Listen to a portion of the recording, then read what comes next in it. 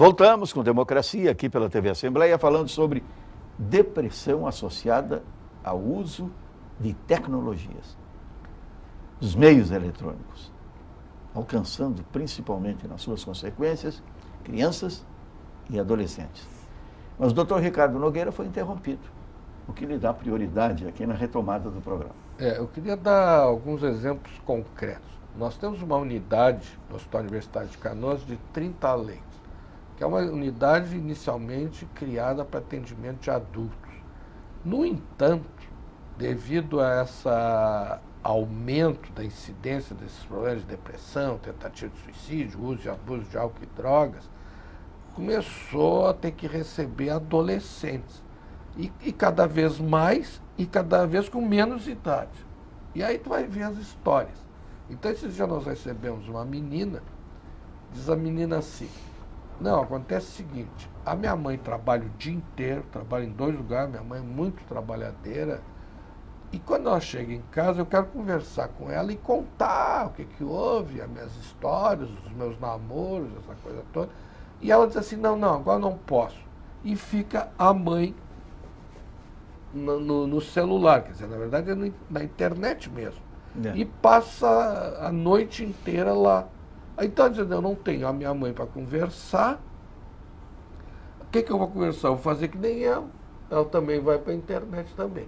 E aquilo que vocês estavam falando anteriormente, na internet tu fica bonito, tu bota a melhor roupa, o melhor ângulo, tu pode dizer que tu anda nos melhores lugares, se tu quiser, a gente faz um selfie fake lá e bota tu em Paris, Londres, onde quiser, na frente de uma Ferrari, de uma Lamborghini, sei lá o que for. É um mundo idealizado que tu pode viver virtualmente, né? Os games, né? O que são os games? Nos games, eles viram poderosos. Então, nos games, eles são chefes. Eles podem mandar matar, eles podem assaltar bancos, eles podem ser ricos, milionários, né, ter o poder, a força. Então, eles vivem num mundo paralelo, né, que é o mundo virtual. Então, tem adolescentes que são viciados em games, poderemos dizer assim. Tá? E também jogos, inclusive jogos de azar também.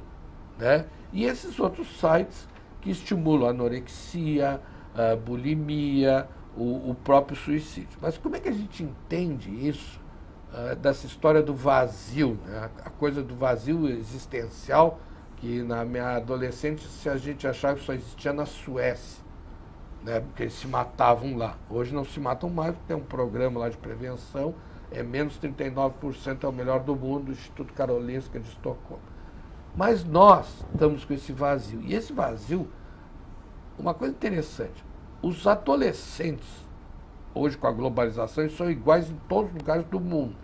Os adolescentes nossos aqui são idênticos aos adolescentes do Líbano e assim por diante. Por quê? Porque a internet unifica eles. E existe realmente esse vazio. Esses dias me surpreendeu, nessa página que nós publicamos, que é uma página que funciona 24 horas, e é uma página aberta. Pode postar lá, tu também pode criticar, pode dar opinião. E a gente recebe material do Brasil inteiro, por isso que tem 25 mil visualizações às vezes, que é uma coisa absurda, né, que até nos assustou. E a gente recebeu um post, né, que se chama, sobre o Mark Phelps, né, o nome do nadador aquele americano, maior medalhista da história.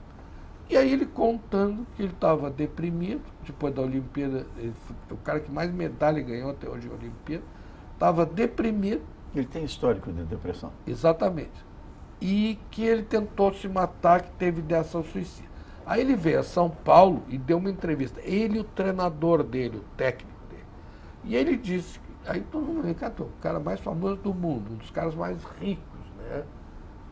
Como que um cara assim pode querer se matar? Ele disse, não, eu tenho um vazio, que é a ausência do meu pai.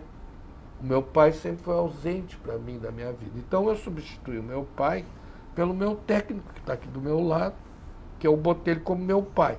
E eu queria dar um presente para ele, que era uma marca lá, que ele queria chegar num tempo X, mais uma medalha, e ele não conseguiu.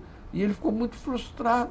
E ele resolveu parar, parou de treinar, se deprimiu e chegou a pensar em se matar. Então, outra coisa que a gente tem que ver, que a questão da depressão, assim como o álcool e as drogas, é democrático. Atinge a todos sem discriminação. Né? Prova tal que está atingindo agora os mais jovens e as próprias crianças. Mas, paradoxalmente e contraditoriamente, os idosos, esses não. Mas por que os idosos não querem mais se matar? Porque sentem-se úteis, porque são provedores, porque sabem que são importantes na vida dos outros, não são mais o estorvo, o de pijama. Não é por isso? Realmente. Então, olhem bem, a maior capacidade financeira desse país, a maior redistribuição de renda desse país se chama Previdência Social. Tem alguns municípios deste país que a maior renda do município é a Previdência Social. Essa Previdência Social que gera riqueza para os comércios locais. E esses avós é que respondem pelas pensões alimentícias dos seus netos. Rio Grande do Sul. Eles são provedores dos seus netos. Então é exatamente isso Rio que Grande tu do falou. Sul, região carbonífera. E ao Aqui, mesmo... São Jerônimo e as minas, Ratos, Butiá, Conde, por aí. A grande receita, o grande movimento do comércio, primeiros dias do mês. Recebimento do benefício, que é uma ironia, porque é muito pouco, e movimentação de compras. Exatamente. E aí os velhos passam a ser queridos. Aí as queridinhas querem os velhinhos, porque os velhinhos têm a renda. Né? Então tem tido problemas de famílias que querem interditar os seus vovôs, que ficaram viúvos e agora estão lá com 2, 3, 4, 5 namorados. Pretendentes. Nos clubes de idosos tem meia dúzia de vovô e 30 senhoras. Então eles são rei, né? E aí eles passam o rodo. E aí dá uma confusão danada. E paixão de vovó e de vovô é que nem de adolescente. Aí ela sofre, se deprime, porque ele me trocou pela minha melhor amiga. É uma tragédia grega, né? E então o que a gente vê? Nesse quantum todo, a questão toda é a questão afetiva. Então olha o Mark Phelps, pela ausência do pai, a minha paciente lá pela ausência da mãe, pior que é uma mãe que está presente, mas que não te dá atenção. E se a gente vê hoje, tu chega numa família, assim, tem 4, 5 irmãos, cada um com o seu celular, que ali tem internet, tem tudo, e não se falam. E até, diria, mais do que simplesmente os irmãos, né? Uma imagem que a gente pode ver como algo frequente, não digo nem num contexto externo, numa situação de janta, um contexto social. Dentro de casa, e tem o que a gente tem? Seu aspecto positivo, né? As pessoas comem mais devagar, a digestão é melhor. Então, tem um aspecto, tudo tem um aspecto positivo. Sempre tem os dois lados, sempre tem os dois lados. Mas imaginem um contexto de cena. A mãe num celular, o pai da mesma forma, um filho no celular, o outro filho também, cada um dentro do mundo se relacionando com outras coisas, mas eles fisicamente estão um do lado do outro e eles não se olham, não conversam, não se falam. Então, é uma presença, mas não é um contato, não são trocas. Então, esses tipos de vínculos e essas relações que se dão acabam se esvaziando, ficando frágeis. Mas aí tem que ter uma tecnologia. Eu conheço já casais e pais que se comunicam dentro da própria casa, pelo filho, pelo Messenger. Não é verdade com certeza, isso? Mas é uma utilização positiva do recurso. É o que eu estava trazendo antes, que não é a tecnologia por si algo nocivo, mas é o que a gente faz com ela. E ainda vi uma outra mais brilhante. Tinha um professor que dava aula no noturno, que chegava na aula e ninguém dava bola para a aula dele. Estava todo mundo nos seus celulares. Aí o que ele decidiu? A partir de hoje, todos os conteúdos eu vou distribuir por e-mail, pela rede, e as aulas ele começou a dar pelo celular, na frente dele. Entendeu? Aperta ali, aparece aqui. Então a gente tem que ter essa competência, não é? De se comunicar, mas ao mesmo tempo a gente fala de gerações distintas. E gerações que usam tecnologias de formas diferentes, até pessoas que estão fora do contexto de utilização. Então a gente tem adolescentes que se comunicam apenas com essa linguagem, têm seus avatares, seus programas, né, bem ou mal, suas utilizações preferidas, a forma então que eles se comunicam, seus interesses estão todos relacionados ali, as artes, enfim. A gente tem então os pais que conseguem transitar um pouco, né, com esses dois contextos. Os vovôs já estão entrando também. E a gente tem os avós, nesse contexto de famílias, quando a gente atende as famílias, que ou eles entram e tentam se conectar com estes filhos e com os netos, ou eles acabam se excluindo nesse contexto de contato. E isso, quem perde mais é a geração mais nova. São as crianças e os adolescentes que perdem as referências reais. Não só uma falsa, então, a apresentação e aproximação dos amigos virtuais, mas eles perdem também a troca e a passagem da sabedoria, né, que é transmitida. Lembra dessa questão? Tem um outro post, né? No fim a gente começa a entrar na rede. Sabe o que esses meninos, essas meninas me dizem? Eu não ouço mais a mídia, esse canal de televisão fechada, isso aí eu não ouço, não vejo. Eles têm outros meios hoje, né? De sites e páginas, né? Meios bem específicos para cada área. Então essa mídia nossa aí, se ela não se reformular, ela vai dançar, né? Então eles têm mundos deles próprios. Eu acredito que eu não vim como CVV para falar de todas essas questões, né, da tecnologia, porque nós somos apenas aqueles que recebemos esse produto, né? Mas assim, eu vejo que nós estamos ainda muito próximos do início disso tudo e o futuro vai nos dizer como isso vai repercutir. Eu acho que de forma, ou a gente faz uma mudança de rumo, ou as coisas estão sendo vistas como uma coisa muito, muito perigosa para essa juventude que hoje, essas crianças que hoje estão nascendo ou recém-nascidas, né? Eu li alguma coisa sobre isso. Mas o que eu quero dizer em termos de CVV, que eu vim representar, né, que é a minha entidade, é que o CVV gostaria de nós termos cada vez menos procura. E não lutamos por mais procura. Nós divulgamos para que quem esteja fragilizado ligue. Mas o objetivo do CVV é que ele deixe de ter necessidade, de ser uma entidade necessária. Porque a sociedade acolhe, porque principalmente as instituições de saúde acolham, que as famílias, a escola seja acolhedora. Porque o que o CVV faz? Além de ouvir ativamente, que é o que mais se falta nesse mundo, é alguém que nos escute realmente, porque a gente fala, nós aqui estamos muito atentos à fala de cada um, mas normalmente eu fazia isso também, eu escutava de uma pessoa que eu conhecia, eu só escutava o começo e o fim, eu já tinha minha resposta pronta e meu cérebro já estava ocupado em outras coisas no tempo que a pessoa falava.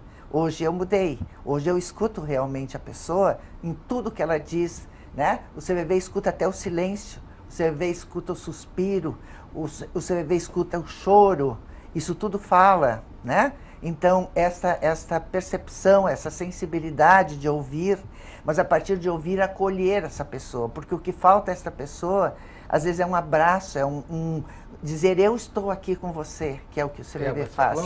E principalmente, eu diria assim, é que a partir de toda a fala da pessoa e que nós escutamos com muita atenção, é a empatia, ou seja, a compreensão empática e principalmente mostrar para a pessoa que está nos ligando que nós estamos com ela, sensível à sua dor, estamos com ela nessa dor e não queremos tirá-la do foco. Nós temos que validar o sofrimento do outro para que ele diga, bom, alguém está me compreendendo. Mostrar-se receptivo. Isso aí. Mas aí tem um problema sério, na questão do Mark Phelps, por exemplo, e da minha paciente. O Mark Phelps queria a atenção do pai dele, que ele não tinha, queria o pai. E a minha paciente quer a mãe. Aí ela vai mais. Eu quero a atenção da minha mãe, e ela está ali e ela dá atenção para os namorados delas lá na internet e não dá para mim. Aí o que acontece? Eu vou para casa do meu pai e a minha madrasta me dá toda a atenção do mundo. Ela é amorosa comigo, mas eu quero a da minha mãe. Tu entende? Então, assim, o grande problema nosso não está lá longe, está aqui do lado. Então, vou te dar um exemplo. A maioria não, 90% dos abusos, estupros, ocorre dentro de casas intrafamiliares. Não é na rua, é raríssimo na rua. Então, o nosso problema está dentro dessa família, que essa família, ela está... Nós vamos ter que refazer... a família é a base de tudo. Mas que família? Essa atual família que leva à barbárie. Porque essa atual família é que estimula a agressão, essa atual família que estimula a rejeição. Ninguém aprende nada na rua, a gente aprende tudo dentro de casa. Então nós somos tratados agressivamente, somos vítimas de abusos sexuais. E não é abuso uma vez na vida, outra na morte, não, é cotidiano. São vítimas de abuso por agressão, são agredidas, né? São vítimas de quem devia protegê-las. Então, essa questão que nós temos que ver. Mas, doutor, e rever. Aí eu lhe pergunto, essa pessoa que o senhor cita que queria a mãe, e que a madrasta acolhe, mas que é a mãe, o senhor não vai resolver o problema dela, porque o problema está lá na mãe. Mas o que o CVV faz? Não resolve o problema de ninguém. O CVV não consegue, como o senhor também não consegue, resolver o problema da família, da mãe, pode tentar ajudar através de uma terapia familiar, né, como a doutora faz. Mas assim, o que nós acreditamos no CVV? Que a pessoa podendo desabafar, pôr para fora toda esta ajuda, não vai resolver o problema, mas ela poderá se sentir mais forte, porque alguém está ouvindo, alguém está acolhendo, alguém a respeita, alguém aceita como ela é e não critica e não tem preconceito e não, sabe? Eu acho que é um pronto-socorro. É um pronto-socorro para as ideações suicidas e é eu diria assim, um lugar em que elas se sintam, e elas agradecem muito. A gente não espera agradecimento, mas a maioria diz, meu Deus, e que alguém nos aceite. Que alguém, porque é isso que está faltando na sociedade. Sem censura. Sem censura, sem crítica, sem julgamento. É apenas nós estamos ali e mostramos para ela que nós estamos verdadeiramente. E leva 3 meses e é difícil. E a censura que cria a chamada, e aqui não comentada hoje, alienação parental. Isso também, aí. Sim. Que também é um tipo de agressão, Que é tipo de uma agressão violência. permanente. Sim, aquela coisa, se eu vou falar, vão dizer que eu estou louca. Como é que eu vou dizer que eu estou pensando em matar? Talvez me matem até por causa disso. Que nem as minhas pacientes lá, como é que eu vou falar para o meu marido se o problema é o marido? É com o marido. Geralmente Mas é com eu queria voltar a um ponto que é a instância do problema, né? Nós, enquanto profissionais, claro que a gente tem uma responsabilidade, mas o nosso papel não é assumir o problema do paciente, né? É auxiliar para que ele encontre o caminho do que ele está vivenciando. É isso que vai fazer com que ele se torne mais forte. E muitas vezes a própria tecnologia é utilizada para fugir. Não, porque para encontrar uma solução e uma saída, tu tem que ter um sofrimento, tu tem que pensar, tu tem que buscar recursos que às vezes tu não tem, tu tem que ouvir os outros, tu tem que conseguir falar, tu tem que te confrontar com as tuas dores, com os teus medos. Então, não são saídas fáceis e rápidas, são saídas construídas. E poder ouvir é uma ferramenta muito poderosa, porque tu faz com que o outro, à medida que ele fale, ele também está se ouvindo, ele também está pensando no que ele está falando e se questionando, e fazendo com que ele também consiga encontrar alguma saída, né? Identificar que ele próprio tem recursos para dar conta daquilo. Mas então, aí tem um problema, porque a saída... Vamos, os 2 minutos finais do Dr. Ricardo. Barbaridade, hoje o programa está Tá rápido. É culpa do relógio, andou muito rápido. É verdade. Então, assim, o grande problema não é só falar, porque senão fica um bate-volta e as pessoas querem coisas simplistas. Elas querem, não, tem que resolver. Por quê? Porque as pessoas, na verdade, não foram educadas e ensinadas a pensar. Elas só reagem. Por quê? Porque não usam o cérebro. O máximo que elas usam é aqui, ó, na medula oblonga do cerebelo. Então as pessoas todas reagem. Elas não param para pensar, refletir, analisar. Por quê? Porque essas outras partes aqui do cérebro são inabitáveis. Elas não são exploradas. Então, o que a gente tem que fazer é estimular as pessoas. Pensa bem, para um pouquinho, pensa, reflete, olha o que tu está fazendo. Tu parou para pensar, é aquele castigo maravilhoso, a cadeirinha do pensamento, lembra? Olha, queridinha, tu vai para a cadeirinha do pensamento. Então, o que a gente tem que fazer, não, é tudo uma reação. E essas reações são cada vez mais as mais raivosas. Então, o que não tem hoje é o controle da raiva. Então, eu me frustro e vou me matar. Né? Olha, a raiva chegou num ponto tal que se torna uma dor insuportável e, às vezes, são coisas assim mínimas, básicas. Né? Então, a menina de 15 anos que entra na emergência do Banho de Deus por intoxicação medicamentosa, porque a mãe proibiu ela de ir no debut da prima. Para aquela menina de 15 anos, o debut da prima era tudo. Né? Aquilo é uma frustração inenarrável. Então ela tenta se matar. Muito obrigado, psiquiatra Ricardo Nogueira, pela participação no Democracia aqui pela TV Assembleia. Nilza Maria Madsen.